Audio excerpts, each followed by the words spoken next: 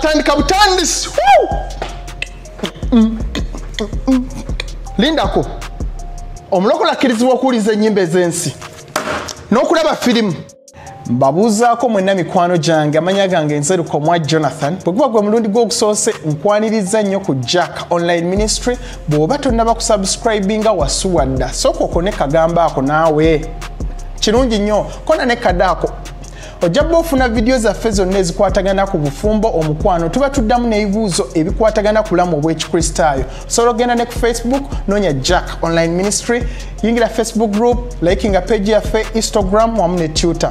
Leero nziza ogabanako naawe ddala kyandibadde kirungi omuntu atya Katonda omukristaayo agoberera Bayibuli okuwuliriza ennyimba ez'ensi ezitali mu bubaka bwa Katonda, okulaba firimu wamu n'okusoma obutabo bwonna obutali bwa Katonda. Ngenda gabana naawe ebibuuzo 5. Engeri gy'obiddamu kye kinaaba kikuddamu. Music kigolina ogenda maaso ng'owuliriza oba si kyo okumwesonyiwa. Ekibuuzo ekisooka, bubaka ki obuli mu music bulina engeri gye buwagiramu ekintu Katonda ky'atayagala, okugeza nga okukozesa ebiragalalagala, okukwata abaana bato oba okuba abakazi oba bayigganya, okwambala obubi, okulya ebisiyaga n'ebintu ebirala byonna ebikontana n'ebyawandiikibwa. Baluumi essula 12 olunyiriri lwa 2 lugamba bwe luti, so temufaananyizibwanga emirembe gino naye mukyusibwenga olw'okufuula amagezi gammwe amaggya, mulyokenga mukemenga bwe biri Katonda by'ayagala, ebirungi, ebisanyusa, ebituufu. Kati tetufaananyizibwanga mulembe guno bwe guli. Ne mu Yokaana ekisooka essula ya 2 olunyiriri lwa 15 lugambe bwe luti, temwagalanga nsi newankubadde ebiri mu nsi. Omuntu yenna bw'ayagala ensi, okwagala kwa kitaffe tekuba mu ye, kubanga buli ekiri mu nsi, okwegomba okw'omubiri, okwegomba okw'amaaso n'okwegulumiza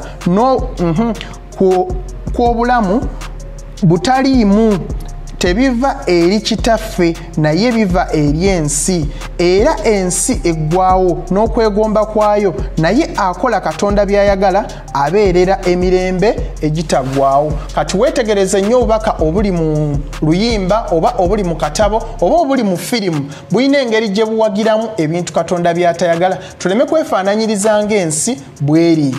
Ekibuuzo ekyokubiri, kifaananyi ki kyowa abo abatakkiriza abakulaba ng'okola ebintu byebimu nabo bye bakola, ogenda mbinyumo byebimu, oyambala mu ngeri y'emu, ozina amazina geegamu.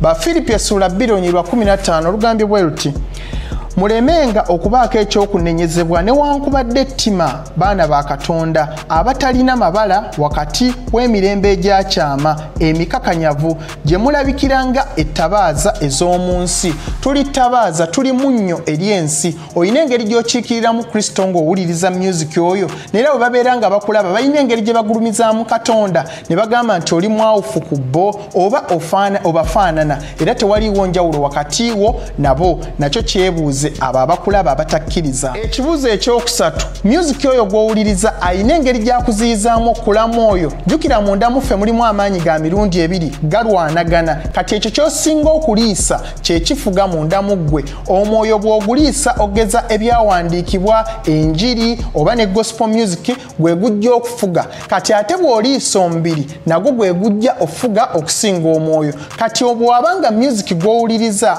ayina engeri gy'akuleeteramu okwaka, okukyawa abantu oba n'okukola ebintu Katonda by'atayagala, kitegeeza music oyo akuleetera okukona oba obutakula mu mwoyo. Ekibuuzo ekyokuna ky'olina okwebuuza, bw'obanga owuliriza music oyo olina abakkiriza be weesittaza. Pawulo agamba mu Bakolinso ekisooka essula 8 olunyiriri lwa 13 nti nandyagadde okulya ennyama naye wabeerawo abakkiriza be neesittaza abakitwala nti nno kibi okulya ennyama, njerekereza. Kati naawe bw'obanga olina abantu abagoberera oba abakutunuulidde, kati waba kulaba ng'owuliriza music eyo bo nga bakitwala nti kibi okuwuliriza music oyo, kyandibadde kirungi n'otabeesittaza n'omwesonyiwa. Oba si kyo ng'oli mukulembeze, bwe bakulaba nga music gw'owuliriza talina ngeri gy'awagiramu bya bwa Katonda, bayinza okitwala nti kirungi okuwuliriza music, nabo ne batwala mu maaso nga bawuliriza music atali mutuufu, ogenda okwesanga bagenze ne mu ndongo n'okukola ebintu ebirala byonna eby'ensi olw'ensonga gw'oli mukulembeze oli kyakulabirako. Kati bakola ekyo oba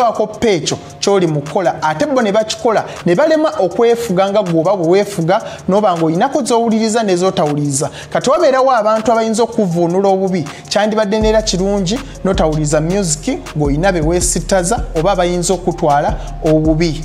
Ekibuzo ekyokutaano era ekisembayo omwoyo wo akugamba ki? Olunaku lwe wakkiriza Yesu Kristo ng'omulokozi wo waweebwa ekirabo eky'omwoyo omutukuvu atuluŋŋamya buli kkubo kati bw'abanga agamba nti kyokola kibi neera ng'owulira okulumizibwa munda mu ggwe tikyokola si kituufu kyandibadde kirungi n'okyesonyiwa. Abakulemberwa omwoyo wa Katonda be baana ba Katonda. Yakobo essula 4:17 lugambye nti kale amanya okukola obulungi n'atakola kye kibi eri oyo. Kati gwe bw'omanya nti kyenkola kibi kyesonyiwe tolwanagana na mwoyo mutukuvu. Eno y'endowooza yange ku music weewaawo nnyinza obutabeera mutuufu nnyo kubanga enkya nnyinza n'okujja n'endowooza endala. Waliwo ebintu Katonda bye yatutondera okunyumirwa okugeza nga ssente okwegatta ne music agwawo nga n'atuteerawo ekkomo lye talina kusukka.